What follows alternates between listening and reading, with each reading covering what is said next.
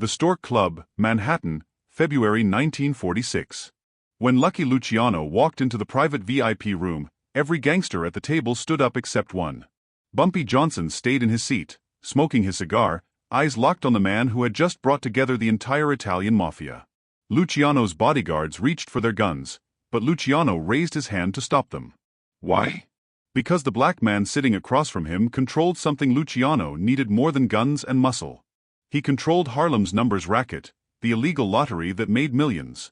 And what Bumpy said in the next 60 seconds would either create an alliance that changed organized crime forever or start a war that would paint New York streets red with blood. It was February 1946. World War II was over and America was celebrating. But in the smoke-filled back rooms of New York City, a different kind of war was starting. Lucky Luciano, the man who had modernized the Mafia and made it a business, had just been released from Dannemora prison after serving 9 years. The government had made him a deal. Help us win the war by using your connections with the Italian docks and workers, and we'll let you out of prison. Luciano had done what they asked, but there was a catch. Deportation. In less than 3 weeks, the federal agents were shipping him back to Italy permanently, and he could never come back to America. Luciano, being the smart businessman he was, wasn't going to leave without making sure his empire was secure. The 5 families were in order and organized. Frank Costello was running the Luciano family while he was gone. Vito Genovese was making plans from Italy. Albert Anastasia controlled the docks and shipping. Everything was set and ready except for one big problem. Harlem. The numbers racket, that illegal lottery that made millions of dollars every single week, was booming and making huge money in Harlem. And the Italians wanted in on it. They wanted a piece of that pie. They had tried before, way back in 1935, when Dutch Schultz muscled his way into the business and tried to take over by force. But Schultz had made a fatal, deadly mistake. He had underestimated a quiet, sharp-dressed enforcer named Ellsworth Bumpy Johnson. Schultz ended up dead in a New Jersey tavern, shot to pieces and bleeding out on the floor. Now, 11 years later, Luciano wanted what Schultz couldn't take by force. But Luciano was smarter than Schultz ever was. He knew you couldn't just roll into Harlem with guns blazing and shooting. You had to talk first. You had to show respect. You had to make an offer and negotiate. So Lucky Luciano sent word to Bumpy Johnson. Let's meet and talk. Bumpy didn't respond for a whole week. That silence alone told Luciano everything he needed to know about what he was dealing with. This wasn't going to be easy at all. The Stork Club on East 53rd Street was the most exclusive fancy nightclub in all of Manhattan. Frank Sinatra performed there and sang for the crowds. J. Edgar Hoover, the head of the FBI, drank there. And on the night of February 18, 1946, Lucky Luciano reserved and paid for the entire VIP room, the whole private area. He brought 6 men with him as backup. Frank Costello, his acting boss who ran things for him. Albert Anastasia, called the Lord High Executioner because he killed so many people. Meyer Lansky, the genius accountant who handled all the money. And 3 bodyguards who had killed more men than they could even count or remember. Bumpy Johnson walked in alone. No backup. No bodyguards. Nobody. He was 40 years old, dressed in a perfectly tailored 3-piece suit, navy blue with a crisp, clean white shirt. No tie. He never wore ties, ever. A gold watch chain hung from his vest pocket, shining in the light. His hair was freshly cut and neat, his shoes polished to a mirror shine so you could see your reflection. And in his right hand he carried a leather briefcase, professional and mysterious. The bodyguards moved toward him, hands reaching for their weapons and guns, but Luciano raised one finger to stop them. Let him through, he said. Bumpy walked past them without even a glance, without looking at them once, his footsteps echoing loud on the marble floor. He pulled out a chair at the head of the table, the seat that was usually reserved only for the boss, and he sat down like he owned the place. He placed his briefcase on the table in front of everyone, then pulled out a cigar and prepared to smoke. Nobody moved a muscle. Costello's jaw tightened with anger. Anastasia's hand drifted slowly toward his waistband where he kept his gun. But Luciano just smiled a knowing smile because he recognized exactly what Bumpy was doing. This wasn't disrespect or rudeness. This was a test, a power move. Bumpy was establishing the terms and rules of the conversation before anyone even said a single word. Luciano took the seat directly across from him, facing him eye to eye. Mr. Johnson, Thank you for coming to meet me. Bumpy lit his cigar, took a long, slow drag, and blew the smoke toward the ceiling above them. Mr. Luciano, you wanted to talk, so go ahead and talk.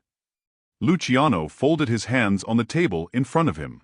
His voice was calm, measured, controlled, the voice of a man who had negotiated with presidents and gangsters and mob bosses, and knew the difference between all of them. I'm leaving the country in 3 weeks, Luciano said. The feds, the federal agents, are shipping me back to Italy for good. But before I go, I need to make sure New York stays in order and organized. No wars, no chaos, no fighting, just business and money. Bumpy nodded slowly, taking it all in. He said nothing, just listened. Harlem is the last piece of the puzzle, Luciano continued, explaining his plan. The numbers racket is making millions of dollars every week. My people, my organization, want in on it. But I know you've been running things up there in Harlem ever since Schultz died and got killed. You've got the trust of the community and the people. You've got the infrastructure, the whole system set up. You've got the police officers on your payroll, taking your money. He paused for effect, looking Bumpy directly in the eyes, not blinking. I'm not here to take what's yours, Bumpy. I'm not here to steal from you. I'm here to offer you a partnership, a business deal. You keep running Harlem like you've been doing. We provide protection, investment capital and money, and connections to powerful people. In return, we take 40% of all the profits. You get to stay independent, doing your own thing, but under our umbrella, under our protection and power. The room was completely silent. You could hear a pin drop. Frank Costello leaned forward in his chair, watching Bumpy's reaction carefully. Meyer Lansky's fingers drummed softly on the table, a nervous habit. Albert Anastasia cracked his knuckles loudly, a threatening sound. Bumpy took another long drag from his cigar, thinking. What happens if I say no? He asked calmly. Luciano's smile didn't waver or change, but his eyes went ice cold. Then we have a problem, a big problem. Because if you're not with us, you're against us. And nobody survives being against us. Nobody. It wasn't said with anger or yelling. It wasn't said with heat or emotion. It was said with the absolute certainty and confidence of a man who had built an entire empire on that exact principle and rule. Bumpy set his cigar down carefully in the crystal ashtray on the table. He opened his briefcase with a click and pulled out a single photograph. He slid it across the smooth table toward Luciano. Luciano picked it up with his fingers. His face didn't change expression, but his fingers tightened around the edges of the photo, squeezing it.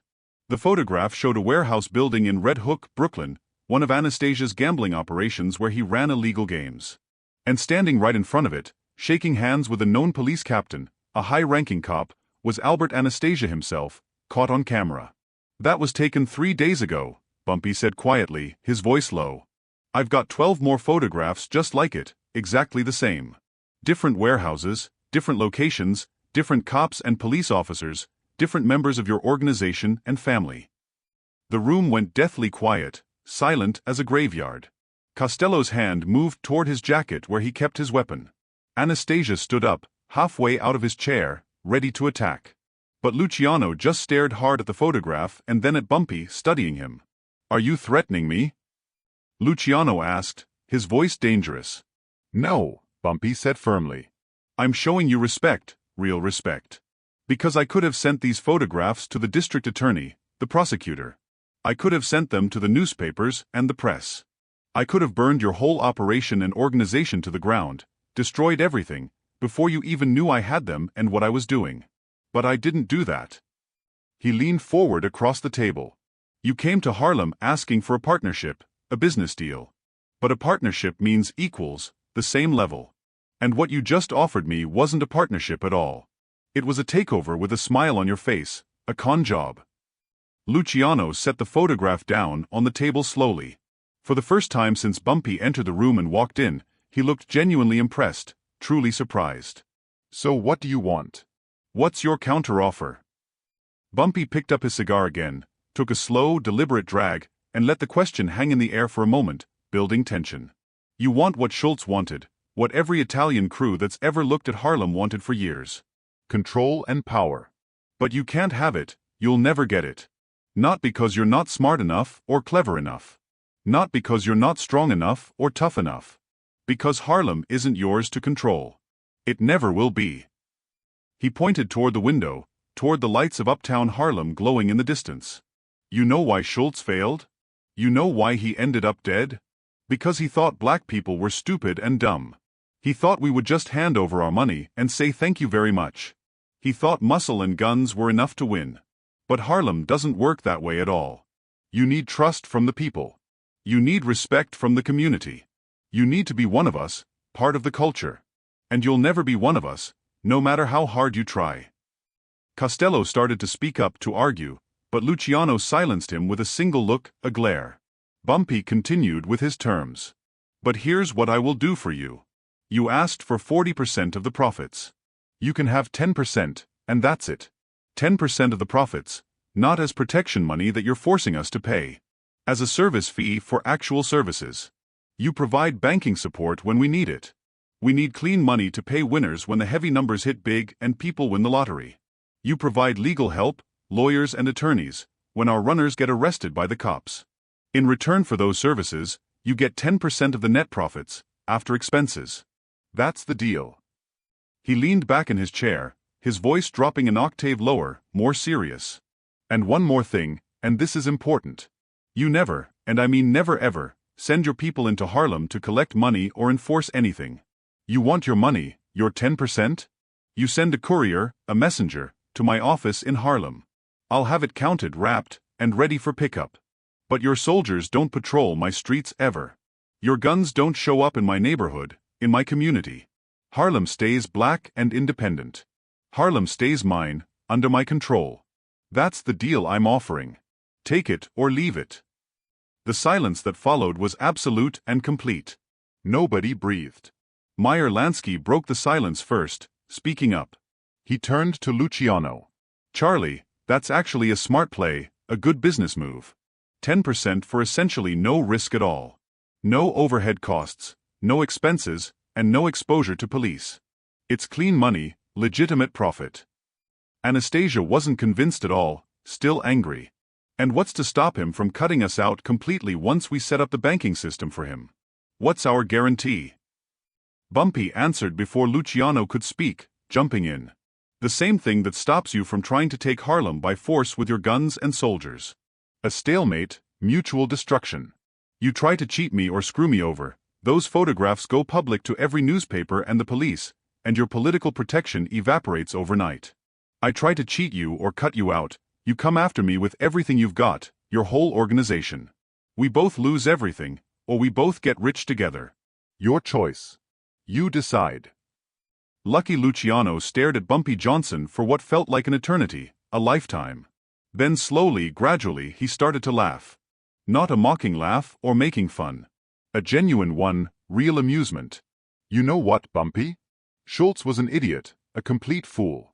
He should have talked to you first instead of trying to muscle in. He stood up from his chair, extended his hand across the table for a handshake. 10% of profits.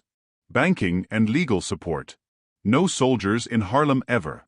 And you deliver the money monthly to us. Bumpy stood up, shook his hand firmly, one strong grip between men. We have a deal. Agreement made. Frank Costello exhaled a breath he'd been holding. Meyer Lansky smiled, pleased with the outcome. Even Anastasia sat back down in his chair, the tension bleeding out of the room like air from a balloon. Luciano held on to Bumpy's hand for an extra second, not letting go. Let me tell you something, Bumpy. I've done business with presidents of countries, cops and police chiefs, union bosses, and cold-blooded killers. But you? You're the first man who came to my table and told me no, rejected my offer, without pulling a gun or threatening violence. That takes either guts and courage, or stupidity and foolishness. I haven't decided which one yet. Bumpy smiled a rare, genuine smile that didn't come often. When you figure it out, let me know the answer. 3 weeks later, Lucky Luciano boarded a ship to Italy, leaving America. He never returned to American soil ever again, died in exile. But the deal he made with Bumpy Johnson held strong and lasted for the next 22 years without breaking. The numbers racket flourished and made huge money. Bumpy paid the 10% like clockwork, every single month without fail. The Italians provided banking through legitimate business fronts that looked legal. When Bumpy got arrested in 1951 and sent to Alcatraz prison, the toughest prison in America, Frank Costello personally made sure his family was taken care of financially and protected. And when Bumpy walked out of prison in 1963, free again, the deal was still intact and working. That meeting at the Stork Club became legend in organized crime circles, a story told and retold. Not because of violence or bloodshed.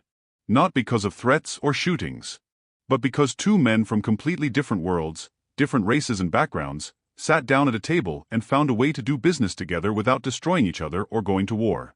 Luciano would later tell associates and friends in Italy, telling the story. Bumpy Johnson was the smartest gangster I ever met in my entire life. And the most dangerous one too. Because he didn't need me to respect him or give him permission. He demanded it, commanded it, and made me give it. Bumpy never talked publicly about the meeting to reporters or writers. But people close to him, his inner circle, said he kept that photograph of Anastasia in his office for the rest of his life, hanging on the wall. Not as a threat or blackmail. As a reminder of an important lesson. Power isn't about who's willing to pull the trigger first or shoot fastest. It's about who's smart enough not to, who can win without violence.